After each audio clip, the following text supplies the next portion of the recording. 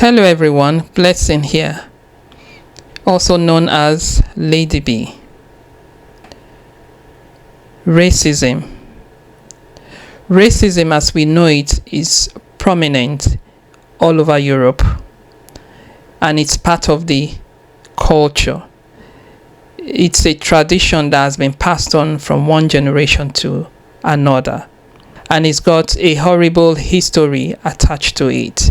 But in the western part of Europe, there's a lot of cultural evolution that's taken place over the years. And so there are improvements because those who have been affected by racism have been able to speak up and do something about it, and have been able to be successful in doing something about it to a certain level. Because the racism practiced in the western part of Europe is not as horrible as it used to be in the past history. But in the eastern part of Europe, it's another story entirely, because there's still a lot of improvement to be made. So I was quite surprised when I came across this video regarding racism and how it affects children of mixed race there. If not for what is going on in Ukraine right now, the war going on in Ukraine, which is a sad one as well, because war, it's a traumatizing experience. This has given a bird's eye view of the culture of racism in Ukraine, or the level of the culture of racism. And this video is about the mixed race children and the racism they encounter in Ukraine. But guys, there is a story. There is a story that you guys don't even know about. I touched on it in my last video about the orphans. Yes, the mixed race orphans. No one's talking about these guys. It's almost as if they don't exist. The Ukrainian government have never acknowledged them, have never given them any type of support.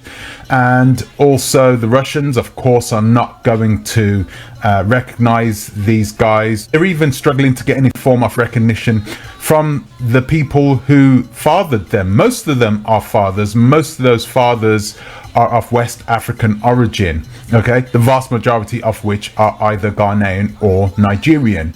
And we have a ton of these children who have been abandoned by their parents. Not just the fathers, but the mothers too. The mothers have abandoned them simply because their families rejected the children.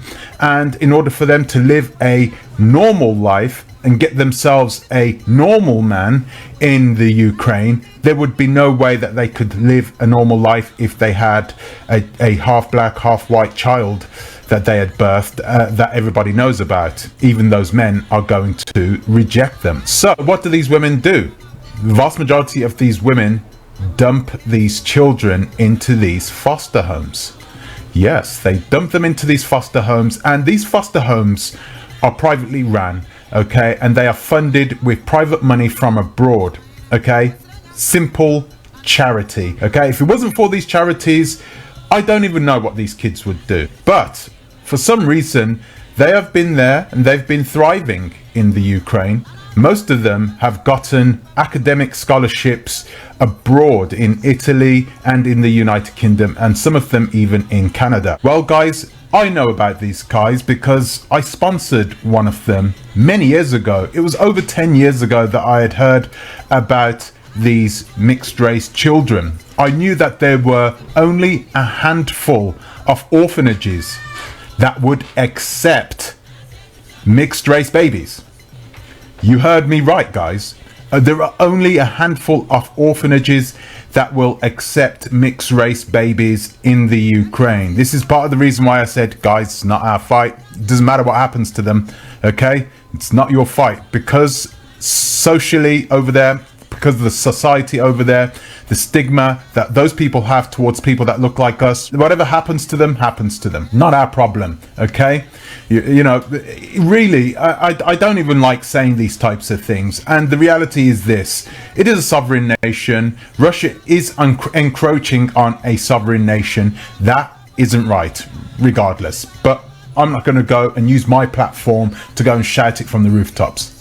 Let somebody else do that. So who are these children? Who's taking care of them? Where have they come from? What's going to happen to them now? Many years ago, I watched a documentary made by a story maker who is a Ukrainian woman who now lives in Canada. She's been actually living in Canada for the last 25 years. Her name is Yulia Ivanova, and she is a person who wanted to highlight the plight of these children in the Ukraine, these forgotten children, all but pariahed in their own country because of the color of their skin. These children have been taken in by a beautiful, amazing woman by the name of Olia Nenya. And this woman has taken these children in when nobody else would take them in. Can you imagine that? Can you imagine that there are orphanages that will turn away a child because of the color of their skin?